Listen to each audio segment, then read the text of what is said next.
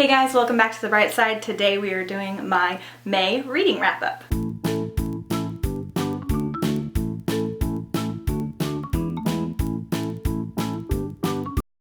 So as I mentioned in my audiobook video, which I'm not sure which order I'm going to put these up, I've decided to do two separate wrap-up videos, one for audio and one for physical reads, because I have so many in both piles and I'm able to talk about the books a little bit longer. And also, if you're just not interested in audiobooks, then you can skip the audiobook portion. Okay, so first up, I'm going to talk about City of Fallen Angels by Cassandra Clare. This was the first book that I read in May. It is part of a challenge that Emma Books is doing where she is basically reading 1 to 2 Cassandra Clare books a month, and I'm following along with that challenge because by December we'll be ready for her new book. I'd only read 2 of the books last year and I am really behind on Mortal Instruments, Infernal Devices, and all that. So if you're interested in that, I will try and link her video down below that kind of explains what she's going along. But I'm going along so that way I can finally get through these books. And like I've said in past videos, I have been very meh about all the Cassandra Clare books I've read. Most of them were like a 3, 3.5 for me. I just am not getting it. However, surprisingly, I liked this one a lot. I almost loved it. I think I gave this one 4 stars in Goodreads. This one is from, I don't want to spoil anything, but this one's from a certain person's perspective that I really enjoyed a lot. And I liked this character probably the most out of everybody in the series. So I don't want to spoil anything just so that, you know, you always don't know if people die or not. So, but I just really enjoyed that perspective. The romance for me was, again, meh. The writing style is getting better with each book, like everybody has said.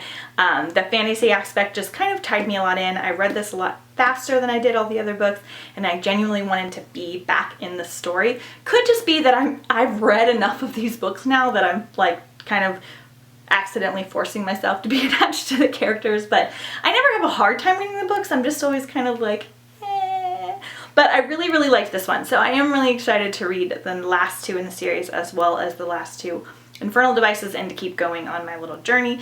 So check out Emma Books' video below. If you guys haven't read these or if you want to reread them, you can follow along with me and her. Okay, next up, what took a huge portion of my May was my reread of Red Queen, Glass Sword, and King's Cave in preparation for the May release of Warstorm, all by Victoria Aveyard. This is the special edition that has some fan art in it and red pages and all that jazz. So we're going to talk a little bit about each one. I won't spoil anything, but this took up a majority of May because her books are definitely not super fast reads and they get larger and larger as they go along. This one has a very mixed popularity. Most people do not like this fantasy series, and I read this last year when I hadn't read a lot of fantasy in a long time other than like Harry Potter. So I really loved it, but I wasn't sure if I loved it just because I hadn't been reading fantasy. So I was very curious to read it now that I've been reading a lot more fantasy, and I freaking loved it. Next time I do something like this, I'm going to vlog it or do a book talk or something like midway because it was so much fun. I liked this one so much better than the first time that I read it, and I loved it the first time that I read it. I love Mare and Cal and Maven and everybody in this book so much. I am so attached. Now, I kind of created an environment for myself when I first read this one because I really wanted it to be like a new favorite book because I hadn't read fantasy in a while. So I found playlists for Red Queen. I thought about it when I wasn't reading it like the first time around, and the second time around, like that really just all came flooding back. I just love the way the story plays out. I personally did not find it like overdone or stereotypical. Really enjoyed it. It's got a little bit of a dystopian but mostly fantasy vibe. So it's set in a world where there are red bloods and silver bloods, and red bloods are basically normal people and silver bloods are people that have somewhat evolved somehow and have special powers, and they basically rule kind of over the red bloods. So it's kind of fantasy kingdom, kind of dystopian. And our lead character Mare has red blood, and she has something surprising that happens. She winds up going into more of the silver bloods world, and just a bunch of things happen. I absolutely loved it. It's 5 stars for me. It's one of my favorite books ever. I will probably reread this like a million times. Then we go into Glass Sword, and I felt the exact same way I did the first time. I really enjoyed it.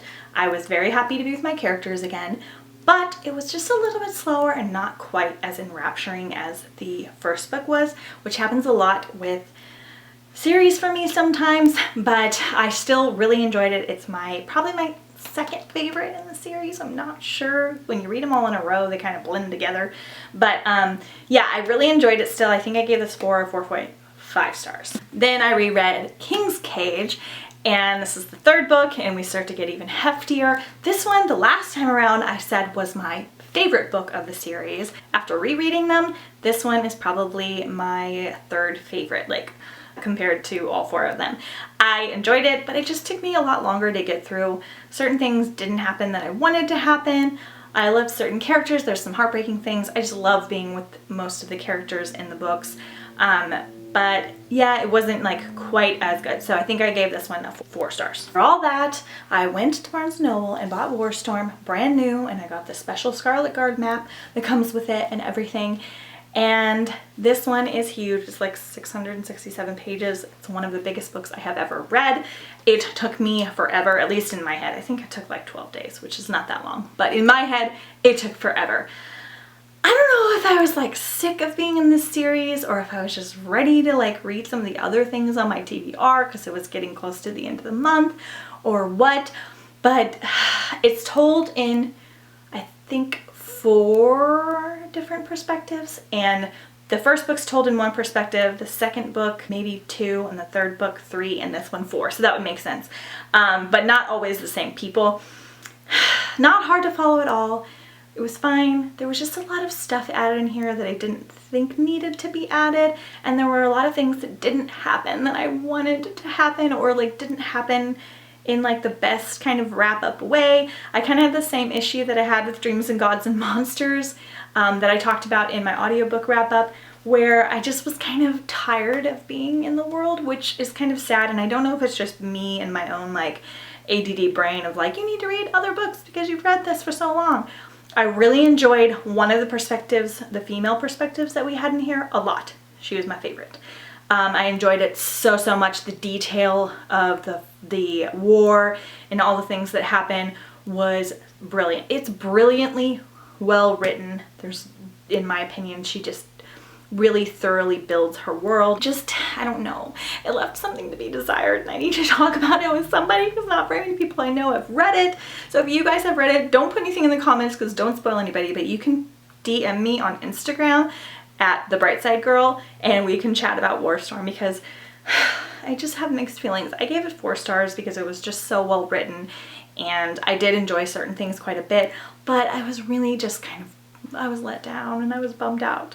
I'm hoping it was just me like not paying enough attention, but that's kind of how I felt. I wanted this to be like my new favorite series of all time besides Harry Potter, obviously, and it just didn't quite hit the bar, so I might have just been overhyping it for myself, but I did really enjoy it though, and it's so pretty. Okay, next up I read 2 graphic novels. So I read Wires and Nerve and Gone Rogue from the Wires and Nerve like duology or series, graphic novel series from Marissa Meyer. I read these guys because I wanted to read / listen to all of Marissa Meyer's books this year, and now I'm done. So I am not the hugest graphic novel fan. I don't know, I like pictures in books, but I find it kind of strange and you kind of have to like change your mindset.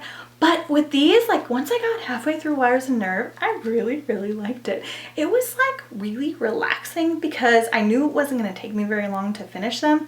So I felt no pressure to like speed read them at all. And I would literally get up in the morning and like drink some coffee and read a little bit. And I'd read a little bit in the doctor's office, and like graphic novels are awesome to do that with. Like if you try to do that with a big fantasy book like Warstorm, it is not going to go well because you're gonna like forget where you are, and I always try to like end on a chapter, but these I didn't need to. And I thought that these were originally supposed to be about Aiko from the Lunar Chronicles and her journey. She is the lead in this, but we get to see all of our Lunar Chronicles people in these books. It's basically like a continuation of the Lunar Chronicles, and I loved it. Definitely way more silly than they were, but I really liked being with these characters again. They're just so much fun. It's one of my favorite worlds ever, and I really liked kind of seeing like the aftermath of what happened from winter. But yeah, I gave them both 4.5 stars. Like, I don't know if I like graphic novels or if I just like this world, but I really, really enjoyed them. And lastly, the last book that I read, because I had like 2 or 3 days left in the month, and I was like, surely I can cram in like a shorter contemporary book, was The Particular Sadness of Lemon Cake by Amy. This is an adult novel, although I find it fully appropriate for young adults because it just, there's not very much language or any like sexual things or anything like that in here. But this one has just appealed to me so much. Let's be honest, I'm a food person, and between the cover, the title, and the description, I just immediately wanted to read this book. Like, I just hauled it and I've already read it. So this one is about a 9-year-old girl whose mother makes her a birthday cake on her 9th birthday, and she discovers that she can taste her mother's sadness in the cake. And then from then on, she can taste people's emotions in the food that they basically touch or make or anything like that. So I wanted this. This is a magical surrealism book, and I was kind of worried that that part, the magical part, was going to be very, very small, and then it was going to be just contemporary, you know, drama and sadness and all that stuff. It was very, very even. It was very even with talking about like this magical thing that's happening to her, but also like the contemporary side where it's just her life and her family and relationships and her brother and her dad, and her family is very strange. They have interesting things going on, and she makes friends, and it goes through like her whole life. I don't remember if she winds up being like in her 20s maybe by the end. Oh my gosh. Okay. The beginning to middle part, like it's very well written, and if you like contemporaries, then you will love it. So it is just, it's easy to read and you don't really want to stop reading, but it's just like a little bit slow in the beginning, but the middle to the end is so good. And the ending of this book blew my mind.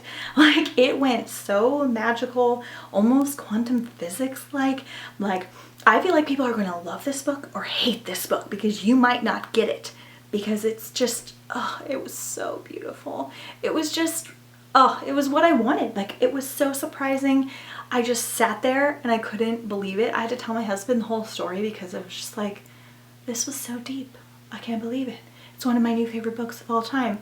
I can't wait to read more from this author. It was just so cool and sad and lovely, and she talks so much about food in here, and it makes you want to eat but then not eat because she's tasting all these weird emotions that are happening in people, and I loved it so much. I loved it. I want to listen to this one audiobook because I literally had to read one of the pages like 3 times to understand what was happening, and it wasn't like complicated. My mind couldn't wrap around the switch from the contemporary to the magical. I loved it so much. It kind of has like that landline contemporary / magical middle ground, but more on the magical side than landline was. I loved it. You guys should definitely check it out. It's fabulous. Okay, you guys, that is all for my May reading wrap up. Let me know if you guys have read any of these books down below, or what you guys wound up reading in May. And I'm excited for Mermaid Marathon, which is now basically in June, and I'll see you guys next time on the bright side. Bye!